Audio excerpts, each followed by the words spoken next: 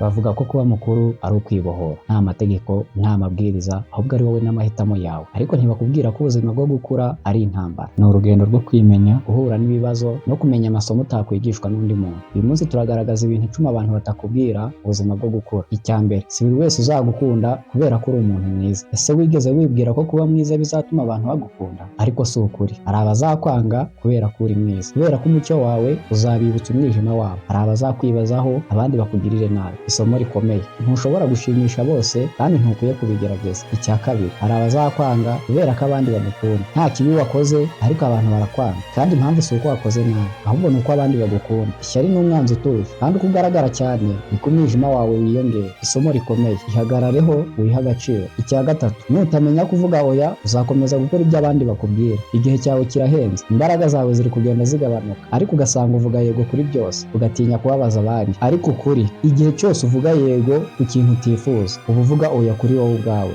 Shyiraho imbibi, cyangwa abandi bazazishyiriraho mu mwanya wawe. Icya kane, nubwo waba ufite impano, ugomba gukora cyane. Impano irakurikirwa cyane, ariko nta kivuze nta gukorana umwete. Abantu batsinda si uko bafite impano gusa, ahubwo bashyiramo imbaraga n'ubushake. Impano ishobora kugufungurira imiryango, ariko gusa imirimo ikomeye ntizatuma igira ikigeraho. Icya gatanu, uzisanga usubiramo amakosa yawe kenshi. Ese wigeze utekereza ko wize isomo ukavuga uti ibi sinzabisubira, ariko uko byagenda kose ukisanga wakosheje nk'uko wabikoze mbere? Ushobora kwibaza uti ni iyihe mpamvu? Menya ko gukura atari urugendo rugororotse, ni urugendo rw'amakosa, kwimenya, kwibuka. Ihangane, ubuzima niko bugenda, impinduka kandi zisaba igihe. Icya gatandatu, hari uzagukunda uko waba umeze kose. Ushobora kumva waratakaye, wumva nta gaciro ufite, ariko hari uzagukunda uko uri. Ushobora kuba inshuti, umubyeyi, umukunzi, cyangwa ndetse n'undi muntu utari watekereza. Menya ko urukundo ruhari niyo rwaba ruhishe ahantu hatari harateganyijwe. Icya karindwi, bene wanyu cyangwa se abavandimwe bashobora kukubera abanzi rimwe na rimwe. Twatojwe ko umuryango ari wo byose, ariko rimwe na rimwe abari hafi yawe nibo bagukomeretsa kurusha abandi. Ishyari, ipinganwa cyangwa kutumvikana bishobora guhindura imiryango mu burozi. Kunda umuryango wawe, ariko wibuke ko kuba mufitanye isano bitavuze ko ugomba kwihanganira ibintu byose. Icya munani, imyaka ntigena ubukure. Ushobora gutekereza ko ubwenge buzanwa n'imyaka, ariko ubuzima bukakwereka ibindi. Hari abagera ku myaka 50 bagifite imyumvire nk'iy'abana, abandi ugasanga bafite imyaka 20 bafite ubwenge bw'ikirenga. Ubukure si imyaka, ni ubunararibonye, kwiga no kubasha kwakira amasomo y'ubuzima. Icya cyenda, ibibazo bizagusunikira ku mpera y'ubuzima, ariko uko witwara icyo gihe nicyo kikugira uwo uriwe. Ubuzima buzagushyira ahakomeye, uzumva wacitse intege ku nzozi zawe, ku mibanire ndetse no ku byiringiro, ariko wibuke igihe cy'akaga nicyo kikwereka uwo uriwe koko. Uzarekura cyangwa uzatsinda, icyemezo gihora ari icyawe. Icya cumi, kwikunda ni ingenzi cyane. Niba wikunda, ntukeneye undi muntu uwo ari we wese kugira ngo akunezeze. Ushobora kwishimisha. Ku iherezo ry'umunsi, umuntu umwe uzahorana nawe ni wowe ubwawe. Wige kwikunda, si ubwibone ahubwo ni ukwiyakira. Iyo wemeye uwo uriwe, nta kigutangira, kuko ibyishimo nyabyo bitangirira imbere muri wowe. Ubuzima bwo gukura ni urugendo rurerure, ufite ukuri kubabaza ndetse n'ubwiza butunguranye. Ntabwo byoroshye, ariko bifite agaciro. Ibi bintu 10 umaze kumva, uzabyigiraho cyangwa uzabyiga mu buryo bugoye. Icyemezo nk'ibisanzwe ni icyawe.